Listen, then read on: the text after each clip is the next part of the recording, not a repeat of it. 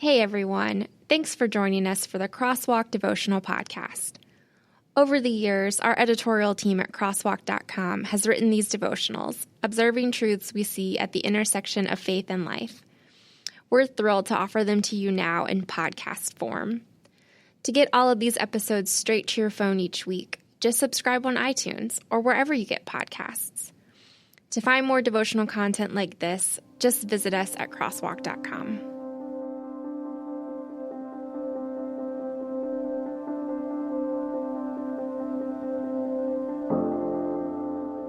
Flying Lessons by Megan Kleppinger, read by Ellie Johnson. For I know the plans that I have for you, declares the Lord, plans for welfare and not for calamity, to give you a future and a hope. Jeremiah 29:11. While traveling to Chattanooga, Tennessee a few years ago, I read the autobiography, Dory, the Girl Nobody Loved, by Dory Vanstone.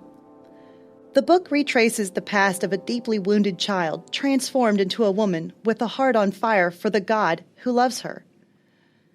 As a child, Dory was rejected and abandoned by her mother and abused by orphanage workers, foster parents, and relatives. In the midst of a horrendous childhood filled with daily mistreatment, Dory was introduced to the one who did love her and would never abandon her. Her life is now one that reflects not her past, but her Savior. As I finished reading the final chapter on the plane, I shared with the Lord that I wanted to meet Dory, give her a huge hug, and thank her for writing the book.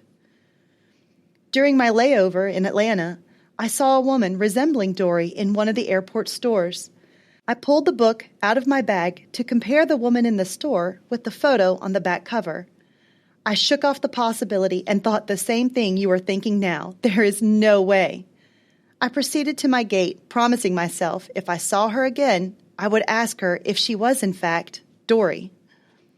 I'm not proud to admit that when she appeared at my departure gate, I was a complete wimp and did not approach her. She sat 2 seats behind me on the plane, and I still said nothing. In Chattanooga's airport, she kept popping up, but I continued to come up with excuses for not asking a simple question.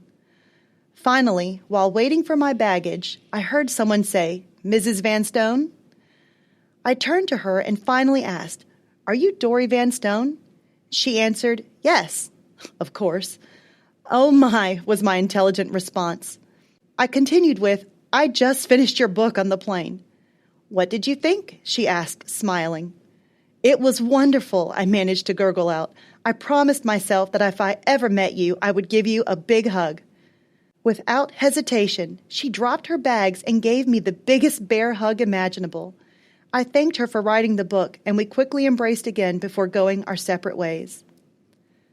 I was amazed by the marvelous gift God gave me in meeting Dory Vanstone. My adrenaline high was cut short with the reality that I could have spent more time talking with her, but was too afraid. God was prompting me, but I ignored him. Instead of listening, I waited until it was safe to ask. To this day, I regret the lost time I could have spent with Dory. I committed to never again allow fear to guide my decisions. Every day, in little ways, God asks us to step out and trust Him. Sometimes He is asking us to share the gospel or help someone in need. And sometimes He is answering a prayer or simply asking us to receive a gift. Isn't it easy to make excuses or justify saying no? We cheat ourselves when we respond this way. He offers us His goodness, shows us His glory, invites us to be part of His work, and all we have to do is be sensitive to His prompting and say yes.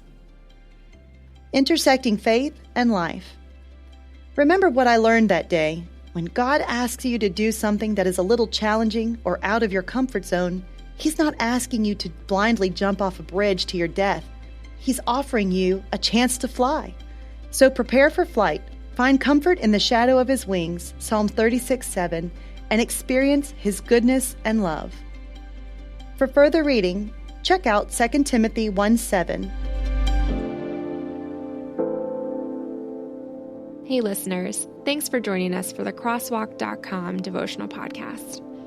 To get all of our episodes straight to your phone during the week, subscribe to this podcast on iTunes or wherever you listen to podcasts. To find more devotional content like this, head over to crosswalk.com.